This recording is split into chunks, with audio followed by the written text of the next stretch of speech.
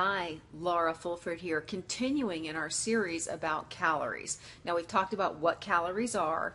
We have talked about how many calories reside in 1 pound of stored fat. And now I want to talk a little bit about what's involved in releasing 1 pound of stored fat from your body.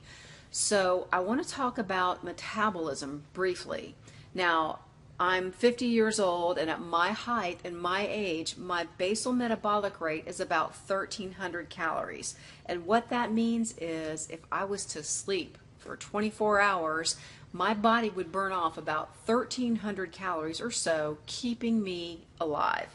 Now, typically, I don't sleep for 24 hours a day, and you probably don't either. So when I get up and move around on a day, we'll say it's a day that I don't exercise, my body burns about 20% more calories than that. So that puts me up around the 1,600, 1,700 calorie range that my body burns.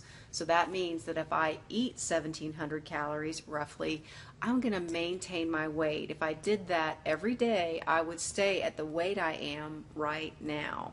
Let's just say I don't want to do that, and I want to lose a few pounds, and I want to lose 1 pound a week. That means I have to create every day a 500 calorie deficit. Then at the end of a week, I will have created a 3,500 calorie deficit, and I will have burned up 1 pound of stored energy. So I can do that a couple of different ways. I can either eliminate 500 calories from what I eat every day, and that would take me from 1,700 down to 1,200 calories a day, which is kind of light. It doesn't really sound like a lot of food. Doesn't feel like a lot of food either. So let's just say I don't want to eliminate that many calories. I have the option of burning off more calories. So I will insert more exercise into my day. Maybe I'll burn off 250 calories doing the elliptical trainer or walking or something. And that means that I only have to eliminate 250 calories from my total calories for that day. So I really like kind of closing that gap with a combination of exercise and reducing my calories just a little bit less than I would have to otherwise. So the point that I want to underscore here is, how do I know? How do I know whether I've created that deficit if I don't know what my metabolism is and I don't know how many calories I'm eating every day?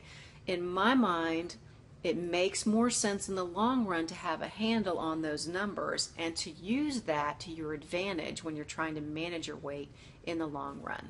So I want to talk a little bit more about calories in some future videos, because even though it sounds pretty simple, there are a few more factors that are important to realize. And I want you to think about all these together when you decide whether or not you want to count calories for yourself. So stay tuned. I'll have a couple more videos for you.